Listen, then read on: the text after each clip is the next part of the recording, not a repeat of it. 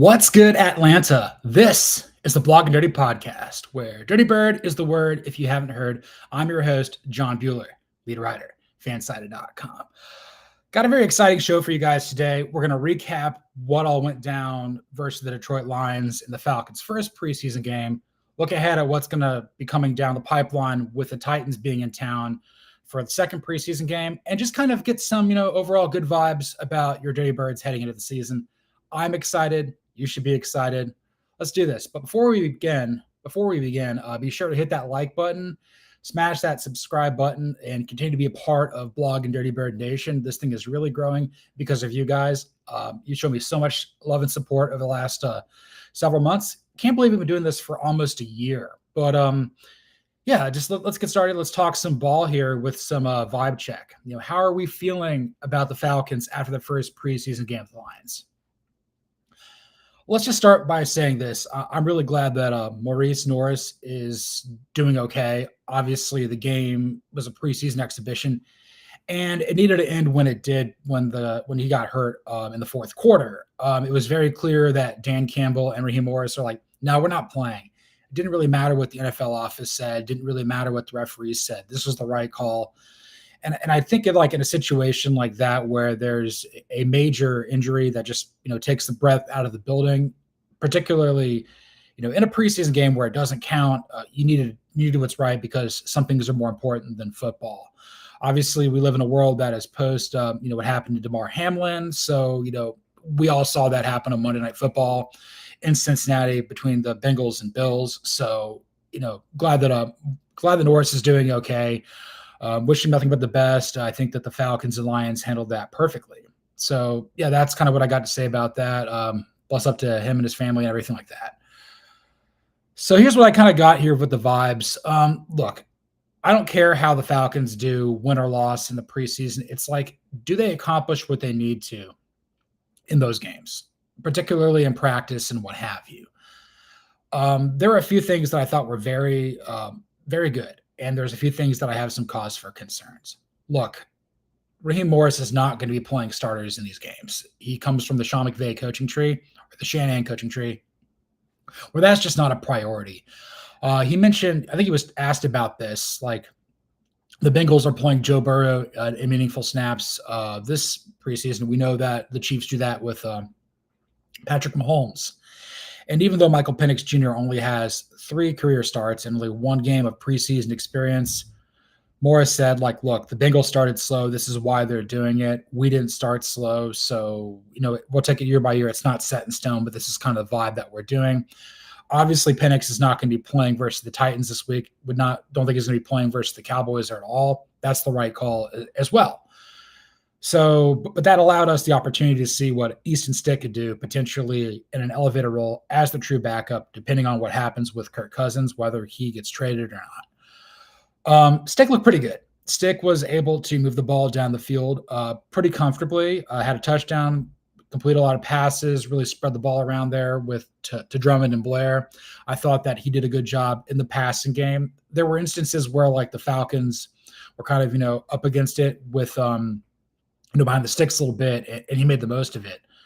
I think he held up pretty well with the passing game. This is a guy that I think, in time we could potentially trust, if he had to be a backup here, depending on if Cousins isn't here. But I think Stick's going to be here for as well. Didn't really get to see a lot out of Emory Jones, know kind of what he did in college before, kind of more of a runner than a thrower, but that's kind of what you need, to round out your preseason roster. Again, the Falcons signed him late last year to kind of, be the scouting quarterback to prepare for Jaden Daniels. The team loved him so much that they signed him and brought him in. So maybe he'll have a role with this team in some capacity, maybe just a non-obvious one. So I thought the passing game was good for the Falcons. Couldn't run the ball worth a damn. And obviously Bijan Robinson, Tyler Algier didn't play, and neither did anybody along the starting offensive line.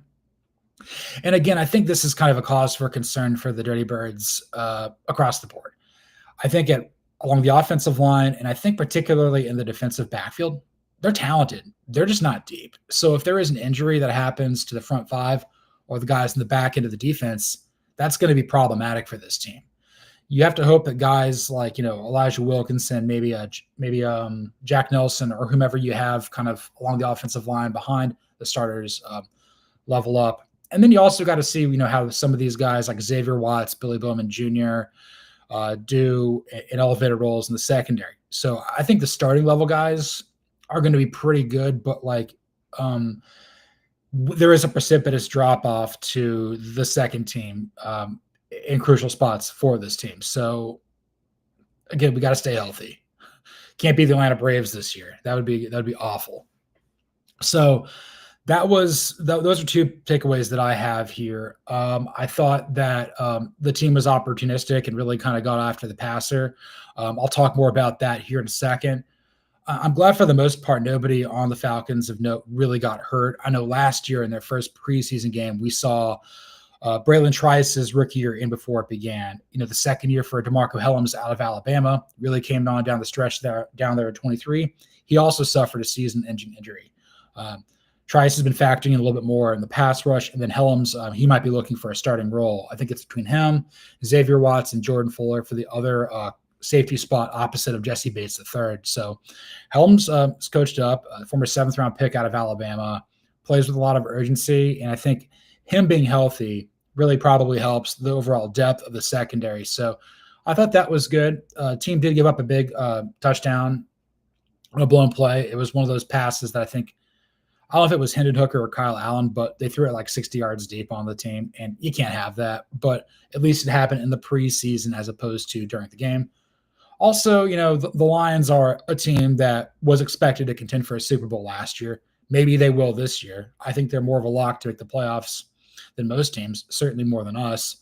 But I would also say that as I was watching this game, it became very obvious to me that Dan Campbell is really missing his 2-star coordinators. Look, there's opportunities to grow for John Morton on offense and Kelvin Shepard on defense, but neither are Ben Johnson or Aaron Glenn right now. They can grow into that, but anytime you have like a position coach, kind of like a cult of personality type of guy leading a team, it could be an offensive line coach. It could be a tight end, like a blocking tight end like Dan Campbell. You're really only as good as what your coordinators allow you to be. I've seen this happen in the college game a bunch. I have thoughts about Mario Cristobal leading Miami. It also helps that, Corey Heatherman's a great defensive coordinator and Shannon Dawson's a fantastic OC, but he cost them games because he's kind of a little bit of a blockhead in some capacities. And then obviously Sam Pittman has dealt with these issues at Arkansas. Former offensive line coach, really thrived with Kendall Briles calling plays on offense, and definitely having Barry Odom there as his overqualified defensive coordinator. So again, when you have coaches like Dan Campbell that are very coordinator dependent, you can regress pretty quickly. But I think that the Lions were really embarrassed in their Hall of Fame game against the Chargers, came out with a more concerted effort, played with a more crashing sense of urgency. Glad nobody of note on the Falcons really got hurt. Glad they didn't kind of play very cautious. But I think that they went out there and they showed what they needed to do. And I think they're really kind of looking forward to these joint practices they're having this week with the Tennessee Titans. I believe there's one yesterday. One's wrapping up now, again, approaching noon in Eastern time here on Wednesday. So that's where a bulk of, what the Falcons are going to do this preseason is going to come about ahead of that game. So again, I think that was really good. I think those are all really important things that the Falcons accomplished, but who am I kidding? Well, let's go on to some grid splits here at the next topic here. Man, what if you have a pass rush? God, that'd be awesome. This was without question the most positive surprise of the first preseason game. Arnold Ebiketie played out of his mind. Trying to think who else had a really strong game. Brandon Dorlus looked really good as a second-year player. Jalen Walker still kind of working his way back from like a hamstring injury, so he didn't really factor in all that much. James Pierce Jr. Was constantly double-teamed, and I feel like that guy, he took them on and allowed other guys to make plays, seemed to be pretty good and comfortable understanding that that's what he's got to do in those sort of roles. But team was able to generate pressure along the Lions offensive line, really made it a very difficult and a challenging preseason game for Hendon Hooker once again. I feel Hooker really had to make up for not playing well versus the Chargers in their first preseason game. And again, this is a guy that played 6 years of college football, initially at Virginia Tech, then at Tennessee. He had a devastating knee injury towards the end of his run at UTK, versus South Carolina. Probably cost him an opportunity to go to the Heisman ceremony and whatnot, but a really good college player. But again, he's not developing to the degree that I think Dan Campbell or anybody else on the Lions coaching staff would believe. Obviously, it's going to be Jared Goff going forward. I mean, he's a fantastic player, but I'd go with Kyle Allen because I think Kyle Allen's got a little bit more awareness of what's around him. I mean, this is a guy that started games for the Panthers, Washington, what have you. Probably more of a blue chip player coming out of high school than Hooker ever was. But I think Dan Campbell probably said it best. He's like, you can't put the ball on the ground in those situations.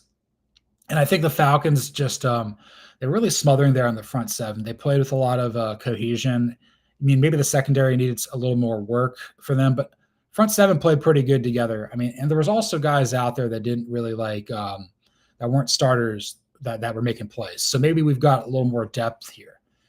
And this kind of goes back to my bigger point. I think, I'm coming around more and more on the idea of the Falcons bringing in Jeff Ulbrich to be the defensive coordinator over an ineffective Jimmy Lake. And I think he just works really closely in tandem with his really close friend, Raheem Morris. Obviously, Jeff Ulbrich is more of a linebacker. He played in the NFL for a decade in the 2000s, primarily with the 49ers. Morris cut his teeth, as a defensive back at Hofstra, and then as a young and up and coming coach under the I believe the Tomlin and then the Shanahan coaching tree. But in a way, I feel that their awareness and their coaching chops, Morris knows how to develop defensive linemen, and just I think Ulbrich knows how to get the most out of defensive backs. I would argue the defensive backfield was probably the Jets' strength when he was there on Robert Saleh's staff. And obviously, when Raheem Morris was serving under Sean McVay before coming to Atlanta, it was all about their pass rush. Really getting the absolute most out of Aaron Donald in the last little bit of his prime. Really allowing Leonard Floyd to really achieve all that he could coming out of Georgia after it kind of was up and down for him in Chicago. I didn't really see Floyd do a whole hell of a lot in the preseason game, but again, he's not a kid anymore. He's in his 30s. We'll see what happens there. But I think the pass rush could be different. I think that could make a huge impact for this team in a positive direction. Gets the defense off the field, gets the ball back in Michael Penix Jr.'s hands, and allows the team, to use the run to open up the pass, which is what I believe Zach Robinson and everybody else wants to do. This team's going to score points, but I think being a little more ball control centric while Penix finds his footing is ultimately the best thing for this team. Got to be sound on special teams, though. Got to figure out, if it's going to be Young Wei-Koo or Lenny Craig at kicker. Again, Lenny Craig, the native of Germany, he can be rostered because of the international component. Again, it's Koo's job to lose. If Koo doesn't look good, they may move on from him. But the kicker battle, I think, is going to bring out the best in both of them, and hopefully for the Falcons. As I sit here with the pass rush and I think about what could happen, I think there's guys that could potentially, be coming from all different directions. Again, there's 5 players of note as part of the Falcons pass rush that I think could, result in a very heavy rotation. Obviously, you prioritize that in the NFL draft this year by taking Jalen Walker at number 15 overall out of Georgia. For some reason, the Carolina Panthers passed on him at number 8. He is a Salisbury, North Carolina native. Tetoro McMillan's a fantastic player, but Walker's going to remember forever that the Panthers passed on him. Same with the Saints. And they drafted Kelvin Banks Jr., who Walker eats his lunch every day and twice on Saturdays, and maybe now Sundays. Then you trade up to number 26 to get James Pierce Jr. out of Tennessee, in a deal with the LA Rams. This is a guy that I think the Falcons coaching staff was enamored with. Everything I've seen out of him thus far in the preseason, practice and in the game, it's trending up for the guy. His role is going to be very defined initially, but I think he's got the right coaching staff to get the most out of him. And I also think that having a nice mentor there in Leonard Floyd is going to be a huge help. Obviously, you signed Floyd there in free agency on a 1-year deal worth $10 million to come over from the 49ers to really come back home. Georgia native, former Georgia star, all in favor of it. Maybe he'll approach 10 sacks. If not, he'll show the ribs to these young guys. But I think the big thing here is Arnold Ebiketie having a fantastic 4th season with the team. And then Braylon Trice, really making up for the fact he missed all of his rookie season with a knee injury. Trice was a guy that Morris and Jimmy Lake were really keen on. This is a guy that played for Lake at Washington. Penix's former teammate there at UW. I think everybody's rooting for this guy to succeed. Ebiketie, like I would hope he could stick with the team. He might price his way out here if he has the year that we think he's capable of. But again, Terry Fontenot drafted him out of Penn State. Penn State's got fantastic defensive players. I think he just kind of came to the team at a weird time. But if he grows, I think there's an opportunity there for him to be had with the team. But again, the pass rush in the linebacking core is really going to have to make up for the fact that the secondary is not very deep. Players can be developed there, but like we can't have a rash of injuries because it's going to unravel on us like it did a year ago, or at least let's hope it doesn't do that. So it'd be amazing to solve our multi-decade issue of not having a pass rush, because what it does is like your undeniable albatross eyesore of a bottleneck is no more. And when that's the case, then it becomes something else. And then you're probably using your brain like to say, okay, how do we fix this now? What can we do as a team, as a franchise to fix this other more pressing issue? You know, it's like when you have like a toothache or an ear infection, like that's all you can think about. You know, you become very angry, you become very, I'm trying to think what the word is, doesn't matter, but like that's all you could think about. Like if your foot hurts, that's all you can think about. Once you get some sort of relief there, then you can open up your mind to do something else. And in a way, honestly, the Falcons not having a pass rush for the better part of 2 decades, or really since John Abraham went to the Cardinals about a decade plus ago, like this has been a long, pervasive issue for the team. I think it's held us back more than anything else. I think there have been other areas of this team where it's like, we just could never figure this out. Like Dan Quinn couldn't figure it out. Arthur Smith sure as hell could not figure it out. But maybe, just maybe, Raheem Morris can. So I'm really excited. There's a lot of positive things I saw here with the pass rush versus the Lions. And as far as I can tell, things seem to be looking pretty good against the Titans as well. I'll talk more about that in here a second. So let's move on to our third topic here with some big Penix energy. Kind of going to group Michael Penix Jr. and Kirk Cousins in here with this next topic, but apparently the Athletic does not view the Falcons quarterback room all that favorably. Mike Sando went out there and did his annual column of NFL quarterback tiers. It's where he goes out there, he interviews a bunch of coaches and front office executives about, where do the starting level quarterbacks in this league match up? And for the record, this is very important to understand. Rookie quarterbacks like Cam Ward and Jackson Dart and Shedeur Sanders, like they're not part of this. Like this is the first time that we saw the 6 quarterbacks taken in the top 12 in the 2024 NFL draft be part of this. Like Caleb Williams wasn't ranked this last year. Jaden Daniels, Michael Penix Jr., Drake May, Bo Nix, and J.J. McCarthy. They're all featured in this. So the way the tiers work, and I'll break this down real quick before I kind of dive into this a little bit. Tier 1 is guys who can like carry your team every week, pretty much. That's your Patrick Mahomes, your Josh Allens, Joe Burrow, Lamar Jackson, those type of players. Your tier 2 is guys who can occasionally do it, but not always. And that would be players like Jaden Daniels is at the top of that list. I would say Jalen Hurts is in there, and pretty much everybody like Justin Herbert, who I'm not a big fan of, Dak Prescott, and then they shoehorned Brock Purdy in there, which I think is just a load of crap because he belongs in tier 3.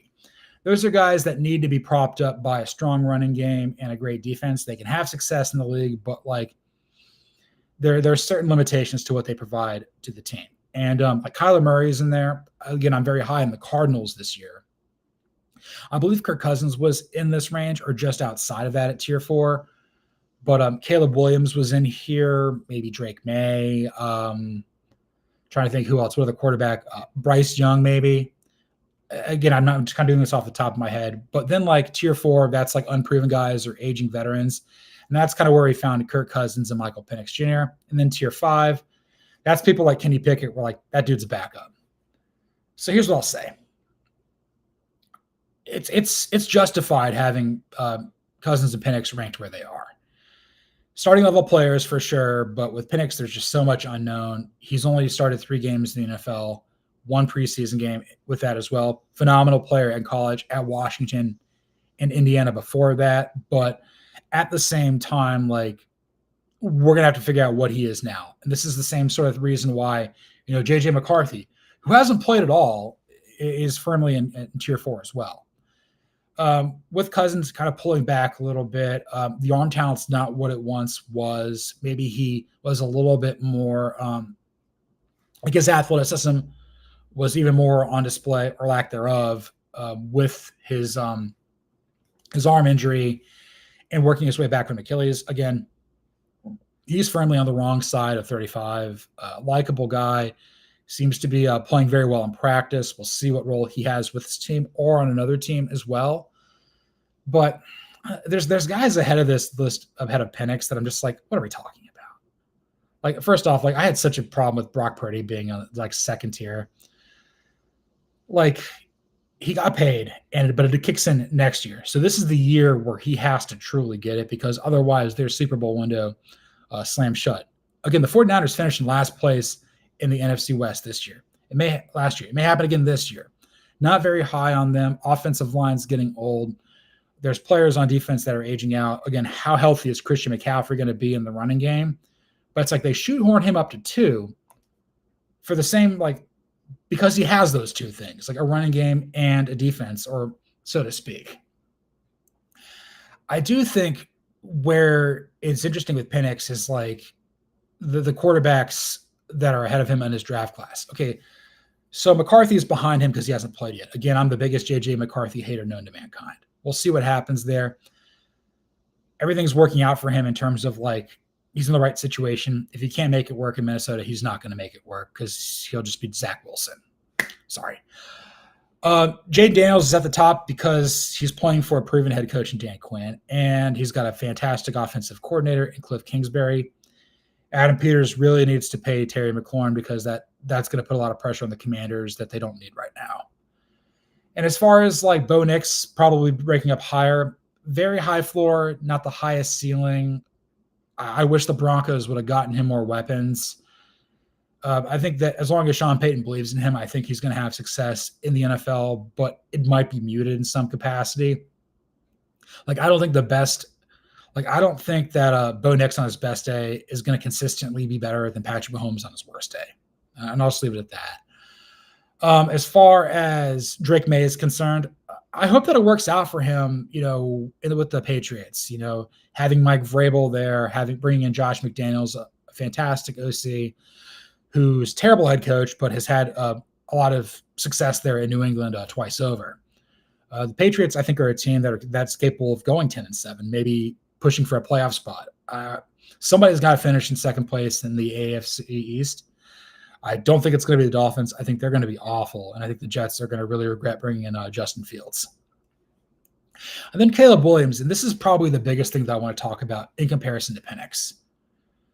Scouts don't view Caleb Williams that much, very highly. There's some sort of a head case component, which I kind of noticed, throughout his college career, first at Oklahoma and definitely at USC. Lincoln Riley tends to attract guys like this who are a little bit different. Caleb Williams is a mega talent. He's got basically everything you would want out of Patrick Mahomes, below the shoulders. Like everything Dylan Raiola is cosplaying in Nebraska trying to be. Williams has that in spades. But above the shoulders, he's got a lot of Jeff George. I can't not see it. Caleb Williams, we hope he could be Cam Newton. Cam Newton had a little bit of a mercurial personality, but like one of the best front runners of all time. Like the greatest front runner of all time. When it was going great, there was nobody I would rather have quarterbacking my team than Cam Newton. Cam Newton was unbelievable at Auburn. And we saw firsthand for a couple of years there with the Panthers how good he could be. But when it hits the fan, he gets moody, he gets pouty, he recoils a little bit, and rubs a lot of people the wrong way. And I think like with Williams is like they don't necessarily know if he's really processing information that good. Like he's learning his third different offense in as many years. He played in the Lincoln Riley air raid where it's like it's gimmicky. It's kind of read and react. Don't have to think a whole hell of a lot. You're always in shotgun. I will give Lincoln Riley credit. He's always got a powerful running game out of that air raid, which other coaches under the Mike Lee, Hal Wemby tree don't necessarily have. So I always give Lincoln Riley credit for that. But, that's probably the only nice thing I'll say about Lincoln Riley, other than the fact that he has a nice bank account and he can wear a visor pretty well. That's about it. But then you had last year with Shane Waldron. Yeah, that didn't take.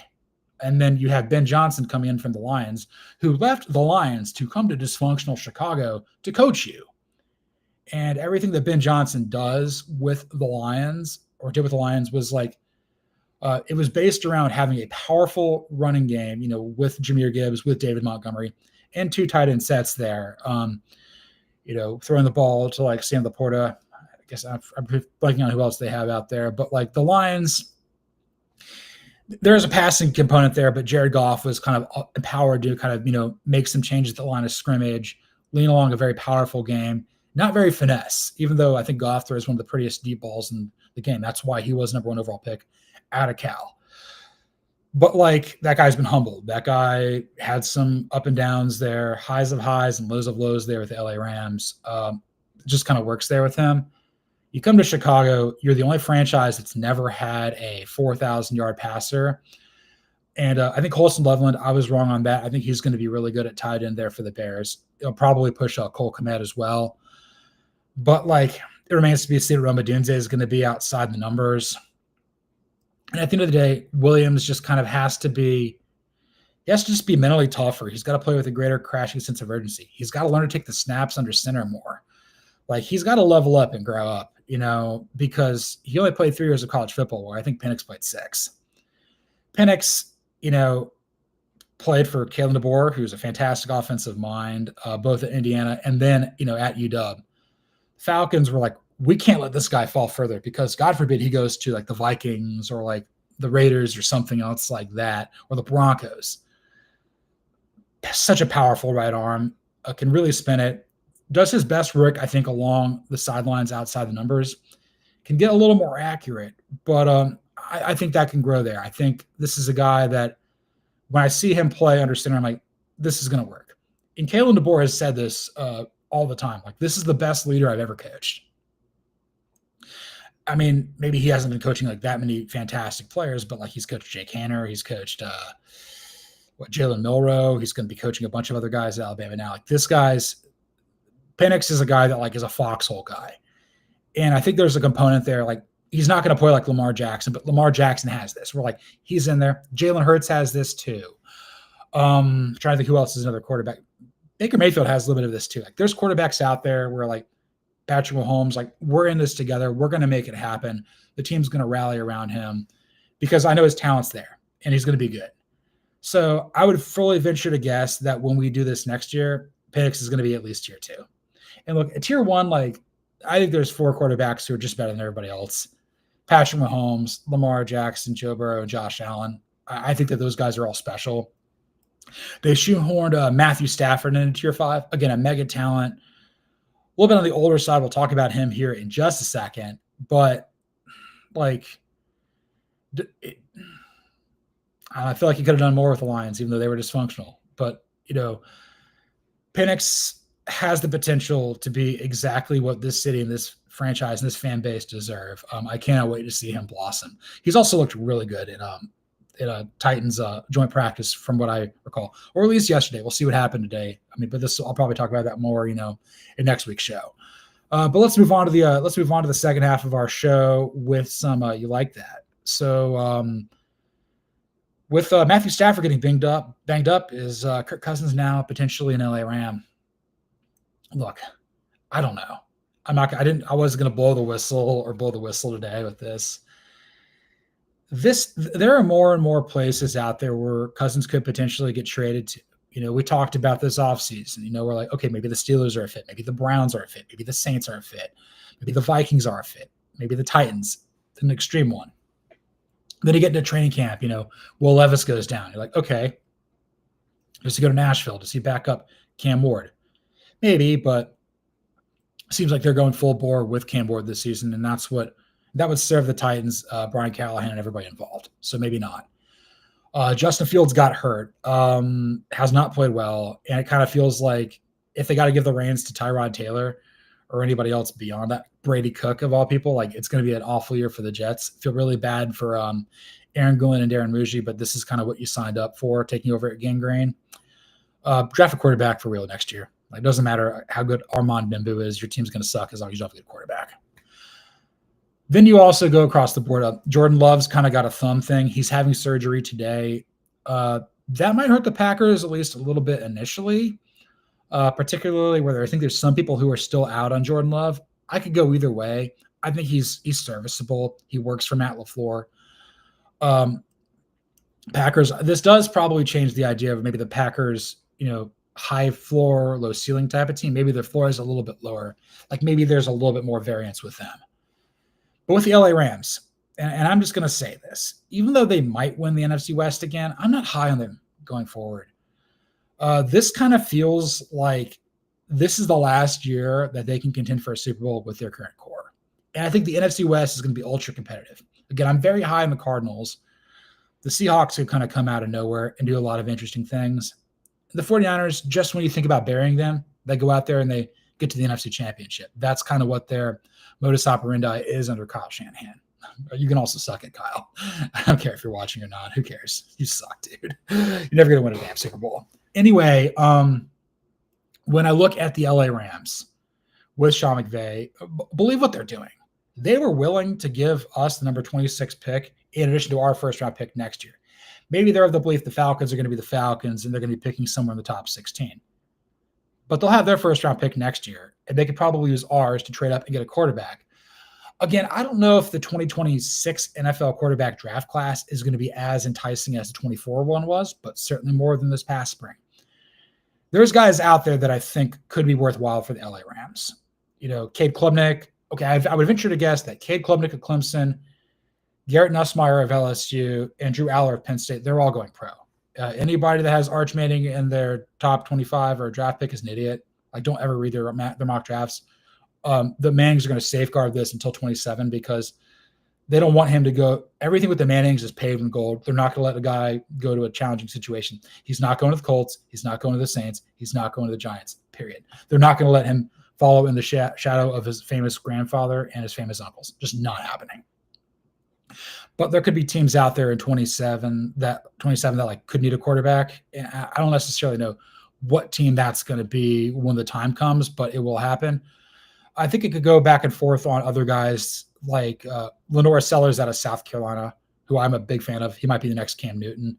Fernando Mendoza out of formerly of Cal at Indiana. I think he plays 2 years, but 6'5", could be like the next Jared Goff. And then you got Sam Levitt at Arizona State. He kind of reminds me of, kind of the good stuff that Brock Purdy does, probably a little bit more physically gifted than him, but these are all guys that I think could work. Then you've also got guys further down the board like John Mateer at Oklahoma, maybe Nico Iamaleava at UCLA if he puts it all together. And then I'm trying to think who else is out there. But like the point is the Rams may get a quarterback next year. But if Stafford can't go this year, do you really want to give the reins to Stetson Bennett? I've got him framed up there above Jaden Daniels getting tackled by or being carried like a baby by Jalen Carter. Stetson Bennett, the fourth, could be good for the Rams, but like it's going to be kind of like Gardner Minshew. It's like it's going to be a lot of fun rooting for him, but there's a ceiling there. So I know they gave Stafford an extension. I know they're trying to do all this stuff here, but like believe what the Rams are doing. Like listen to what they're trying to tell you. They know that this is like their competitive life cycle is closing down. Like, I don't really think they're a Super Bowl contender. I'd probably take 6 or more teams ahead of them. Like, I like the Chiefs' chances, like the Bills' chances, like the Ravens' chances. I like the Eagles and the Commanders. I might even like the Lions and Bengals more than them. Like, you start rattling off, and I haven't even gotten down to Tampa Bay or even us or the Packers or any number of teams out there. Most certainly not the Steelers because they're I don't want to buy into Aaron Rodgers and Arthur Smith. Yeah, that's just lamb and tuna fish. That's not going to work. But I would say, though, this is like the one trade spot that makes the most sense if it were to manifest into this. Because, like, what you have to remember is Cousins, he played in the system last year. I mean, Zach Robinson, Raheem Morris, they came over from LA. It's going to be the same thing that he ran. He'd be running the same thing for Sean McVay. I mean, Sean McVay was on the staff there in Washington when Kyle and Mike Shanahan drafted him out of Michigan State back in 2012. Like, it could work. And if he goes there, let's just hope we don't. Well, we will play him towards the end of the season because the Falcons play the entirety of the NFC West. But like, I think you could have success there. And at that point, like, you only trade him under like 3 conditions. 1, Stafford's cooked. Stafford can't play. And the Rams are like, well, like, what are we going to do? Like, Stafford's got to be out for the year. His injury's got to be significant. 2, you only do this if you are firmly of the belief that Easton Stick can honestly back up Michael Penix Jr. And he looked pretty good, honestly, versus the Detroit Lions, but that was against the second and third team Detroit Lions. But again, like, do you really want to hold on to Cousins in the belief that, like, if anything happens to Penix, you're going to be paying him anyway. Maybe the Rams would take on something there. And then you got to get at least a 3rd-round pick back for him. Like, I don't care. You basically, you hold the Rams by the balls and you rob them. You're not going to get that 1st-round pick back, but you're going to need to get a top 100 pick compensation for Cousins in the situation because you hold the cards and they don't. And this is the Vlog Nudie Podcast. So this is probably the most likely place that he could get traded to. Again, there may be one more where it's like, it's so painfully obvious, but like, there are ones popping up. We've talked about the Titans. We've talked about the Jets. We haven't really mentioned the Packers yet, but we're talking about the Rams. Like, something will happen in the next couple of weeks where it's like, maybe Cousins is ready to go, but there's also other teams out there that have viable quarterbacks that are backing up that are good. Maybe there's something with the Browns. Tanner McKee looks pretty good with the Eagles. There could be other guys out there as well where people are like, maybe I want some of that. But for right now, Cousins is the biggest, most high-profile backup out there, and you only do it if your starter goes down. I don't know if it's going to be the Rams, but it could be somebody. So let's move on to our penultimate topic here with something from the highest perch in Flowery Branch. Just some of my thoughts about the Falcons' joint practice with the Titans so far this week. Again, they're wrapping up their second joint practice today, and they had one yesterday. And just kind of reading through the tea leaves here, Falcons look pretty good apparently. Titans not so much. And again, I'm a lot higher on the Titans than probably most people are, probably more so than anybody who actually roots for this team. I think there's a chance they might go like 9-8 and win the division. I'm not really high on the Colts at all. Jacksonville's kind of screwy, and maybe the Texans pull back. Like that, somebody has to win that division. I mentioned this, when I was on Rich Q on Q last week there. I do this weekly hit at 5:00, always put it on my Twitter handle. So definitely check that out. 5:05, talk national stuff, college football, NFL, baseball, whatever. It's fun. But like my buddy Rich was like, yeah, this is I can't believe you're that high in the Titans. But apparently like Cam Ward and the offense just kind of was in cahoots. Like they turned the ball over a couple of times. There was they had like two turnovers result in touchdowns. I believe there was a play where A.J. Terrell got his hand on the ball, batted it up, and Jesse Bates III did what he does and took it the other way. And there was also a scoop and score. Trying to think who else had that. I'm blanking on the name of that player. Penix really was spreading the ball around pretty well. Cousins did too, both through a very high completion percentage. A.J. Terrell has had a big opportunity. He's going up against his former Falcons teammate Calvin Ridley, outside the numbers. And, Ridley's going to win some, but I think Terrell won more. Pitts had his moments too. And I think like really the Titans had a lot of really nice things to say about the Falcons defense, particularly the secondary. It's like, yeah, I think that could be an elite unit. Maybe the Titans just suck. Maybe they just suck hellacious ass. We don't know. But like, Jesse Bates, the third, A.J. Terrell, probably two of the better players on defense for this team. Mike Hughes is a former first-round pick out of UCF by I think the Vikings. Really rounded into a nice role last year. I love Xavier Watts coming out of Notre Dame. Billy Bowman Jr. has been really impressive there. So far out of Oklahoma. We'll see what Kobe Bryant does. A couple of other players in the secondary note. And I also think having DeMarco Hellams back. I mentioned this at the top of the show. They call him Bam Bam, which I think is kind of cool. Struggle spelling DeMarco and Hellams, but so Bam Bam works. We'll do that. This is a guy who plays with a lot of urgency and a lot of pride coming out of Alabama. Got a lot of stuff to prove after, his second year ended before it even began. And I think, as long as he and Watts are pushing Jordan Fuller, maybe the defense will be better. As long as Bowman's pushing D. Alford, that could be good too. They're moving D'Angelo Malone inside to inside linebacker because, they still believe the guy out of, Western Kentucky can do something for this team. Caden Ellis kind of, calls the shots there for that position group. Again, I think it's a little bit more on the weaker side. Not really a fan of what we've seen out of, Troy Anderson. Maybe that's just, again, could have had to Kobe Dane. What are we doing? But it seems as though Brandon Dorlus is really starting to find his own. Same with Rook or Horhoro. Yeah, I'm going to say that with a lot of confidence here. The second-year players on defense, it seems like they're starting to kind of figure it out. Again, maybe Braylon Trice is going to be gradually worked back into this. But the Titans, they're really reigniting their rebuild here. It's full board with Cam Ward. I think they're going to ask a lot out of him. I forget who was on defense. Could have been Ellis. I'm not going to remember. They're like, Ward's a little bit of a jar. He will talk, which that's just part of his game. Phillip Rivers was that too, but he used to be able to back it up. Ward's got that quick release. Again, this is a guy that I thought very highly of, shortly after he was drafted. Kind of like Shedeur Sanders more, to be honest with you, during the draft process. That could totally blow up in my face. But Ward seems to fit because I think that the working relationship with him and Brian Callahan is going to pan out. But ownership's a mess there. Amy Adams Strunk is still related to her dad, who is the biggest meddler of all time. Bud Adams back in the day says, if there's a charge more than $250, I need to sign off on it. And that's great when it's mom and pop, AFL Houston Oilers stuff back in the 60s. But when you're doing that in the 90s, man, come on, dude. This is also the guy that blew up the team with Mike Munchak and Warren Moon just because they didn't beat the Chiefs. That's ownership malpractice. And then it remains to be seen if Mike Borgonzi actually knows what he's doing as a GM. Again, he left the Chiefs to come take over the Titans. Very well-run organization to a very not well-run organization.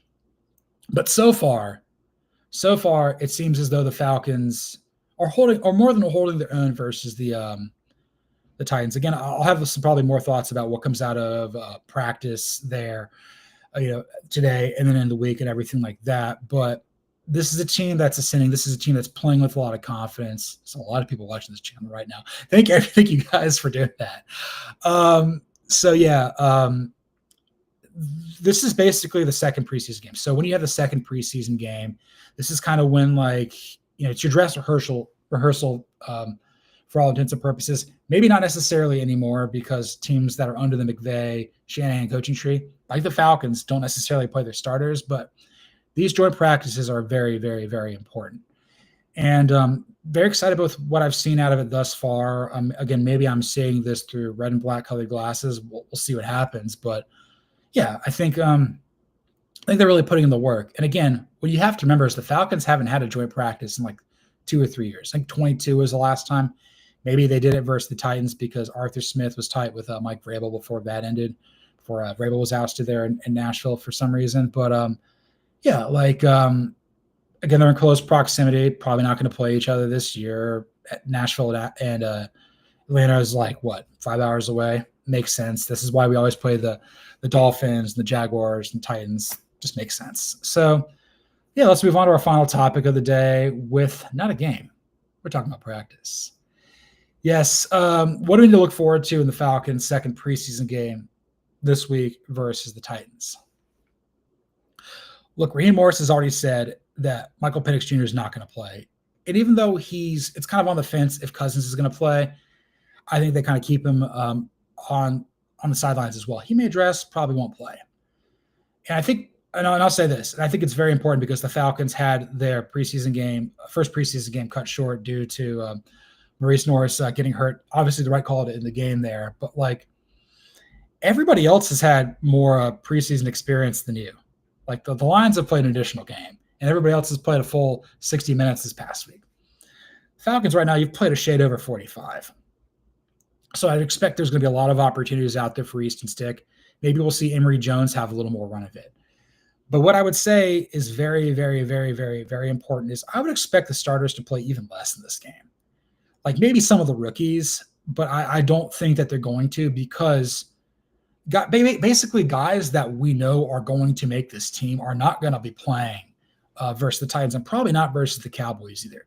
This is to keep the team healthy, but I think there's just a smaller sample size now because you didn't play the whole entirety of that fourth quarter of who's actually going to make this roster. So, you want to see what everybody can do. There's spots to be had all over this team. The back end of the receiving core, like that needs to be rounded out. Is it going to be Nick Nash? Is it going to be Dylan Drummond? Is it going to be Chris Player? Is it going to be Casey Washington? We got to figure out who the third string running back is going to be. We got to figure out, who our offensive linemen are going to be. The swing tackle, like who's going to be number 6, number 7, number 8 on the depth chart. I realized, okay, yeah, there you go. Whatever. That's 3, whatever. I don't know. I count a lot on here because this is a visual medium, and I need to see it for my own visual purposes here. I think Younghoe Koo is going to play more, probably than Lenny Craig. They're still trying to figure that out. Again, I think Koo is the favorite to win this by a considerable margin, just because they can keep Craig regardless of what happens with Koo.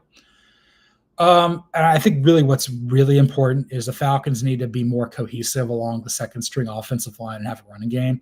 That was a problem watching the game last week, versus the Lions. And again, the Lions are a better team than the Titans. I think we would all agree on that. But maybe the Titans are ascending, maybe the Lions are pulling back. So maybe the gap isn't as wide as what it once was. But look, I know we all know what the offensive line is capable of. I think this is a top 8 unit in football. They do really good at running the football. Pass protection can be better. It's basically the Caleb McGarry, fantastic versus the run, a little questionable against the pass. That's kind of how I view the Falcons up front. I think Penix has a little more wiggle than Cousins does, so maybe he can avoid a few sacks. Again, that's really all I need to see out of him, more so than, he's not going to run, but just be able to do a few things with the legs if need be. I really want to see like I said, I really want to see the running game take off, and I want to see, I want to see how if the defensive front 7 can do it again, really get after the passer. I think Ward will play in this game, and I think Brandon Allen's the backup, because he's the guy that had been the backup to Joe Burrow in Cincinnati, where Brian Callahan had been. So I don't know. I think this is going to be an exciting game. I mean, I've seen a Titans preseason game before, back when Marcus Mariota, of all people, kick rocks forever, dude, was coming up with the Titans and everything like that. But yeah, just a little bit, just kind of build on what you did last week. See if you can rush the passer more consistently. See if the passing game can still be good. Let's see if the secondary doesn't give up the big play.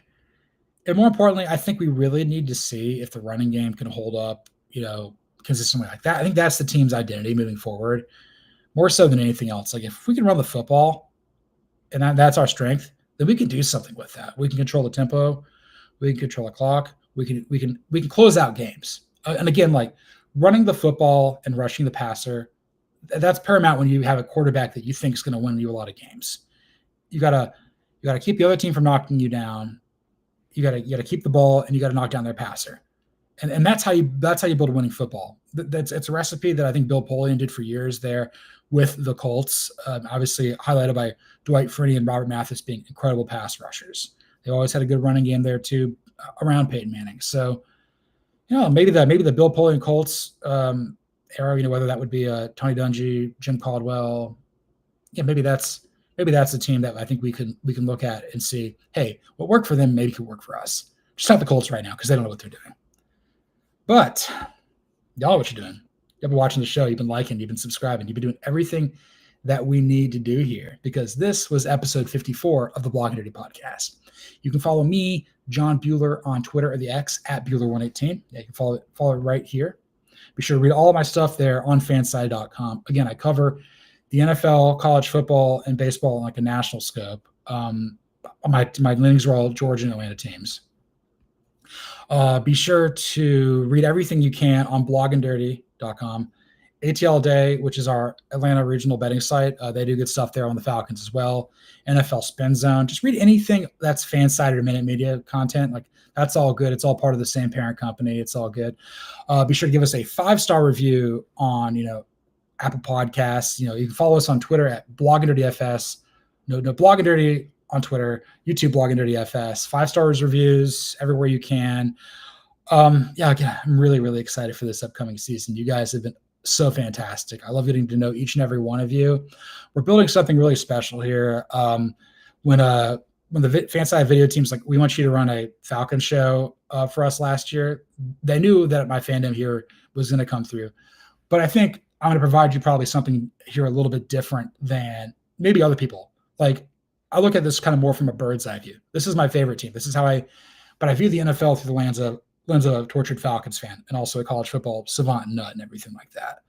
So, and I think we can probably find like different parallels across the sport and other sports in life to help us understand this wacky, weird, wonderful, and wild team. Whew. Yeah, I talked a lot, talked really fast today, but who cares? Let's see what happens this week versus the Titans.